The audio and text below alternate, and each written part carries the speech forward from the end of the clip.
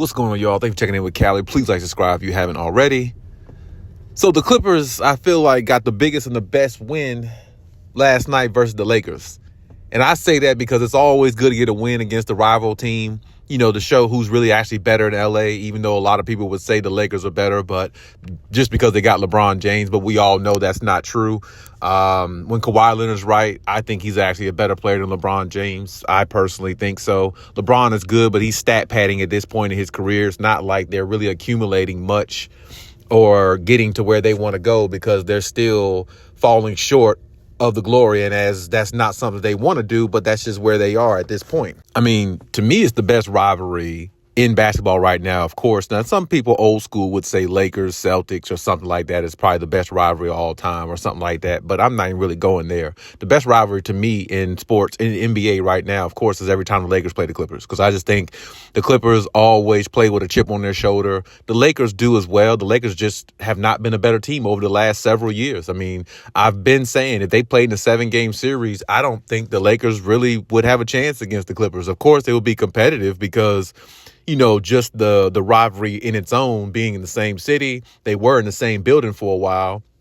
And then LeBron comes out, and says his first time playing in, the Intuit Dome of the Clippers. It felt like home for the Lakers as well, which, of course, is going to be Laker fans there, of course, simply because it's all in the same, state. You know what I mean? So, of course, it's going to be Lakers fans, Clippers fans, going to be a mixture. But it'd be the same thing if the Clippers go to the Lakers stadium. I mean, it may not be as much or something like that, but it's still going to be Clippers fans there because, like I said, within the same state, you're going to have fans travel, especially not even really travel. Fans just actually go across the way to another team's stadium. But at the same time, the Clippers got the victory over the Lakers in the dome, in the arena.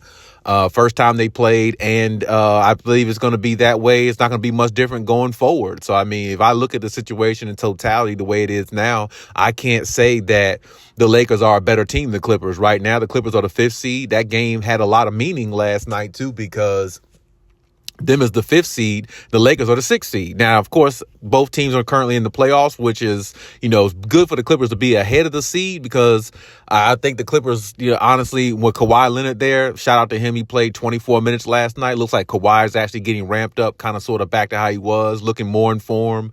And he had 19 points, 24 minutes. I mean, that's great production. I mean, it really is. I mean, that's about the best you can ask for him. James Harden, 21 and 12. Zubac had like 20 and 18, 19 rebounds. Norman Powell had about 20 plus 25 points. I mean, it's like if the Clippers going to look like that, I mean, I'd be damned for any other team that plays against them. I really would, because it's like, wow, if they're going to look like that and they're going to get that type of balanced scoring, hell, their defense, along with their defense, well, I mean, you're looking at a situation a lot of teams do not want to find themselves in going against this team. A tough situation playing against the Clippers, whoever has to face them in a 7-game series going down the line. And like I said, we just hope Kawhi, stays healthy, because that's really the main thing. Norman Powell, shout out to him, shout out to James Harden, shout out to the rest of the team. They're all good. They all play very well. And the way this team gels together is what I like about them the most. I think that goes underrated. With all the wing defenders, you got Nicholas Batum, who's still a shooter.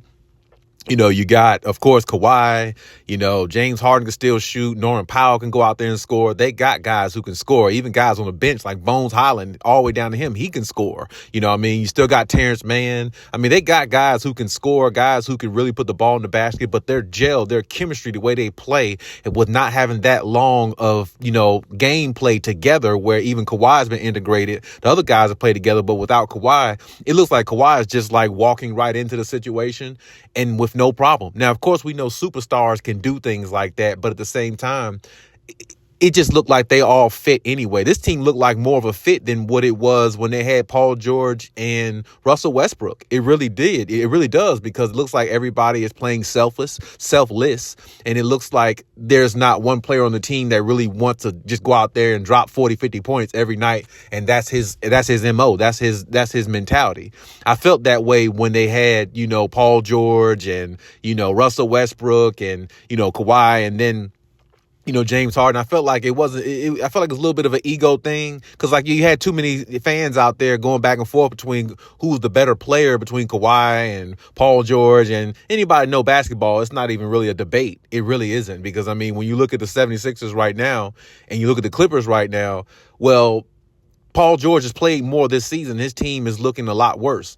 Kawhi Leonard's played several games this season, very few minimal games, and the impact he's had in most of the games he's played shows, and he's playing on limited minutes.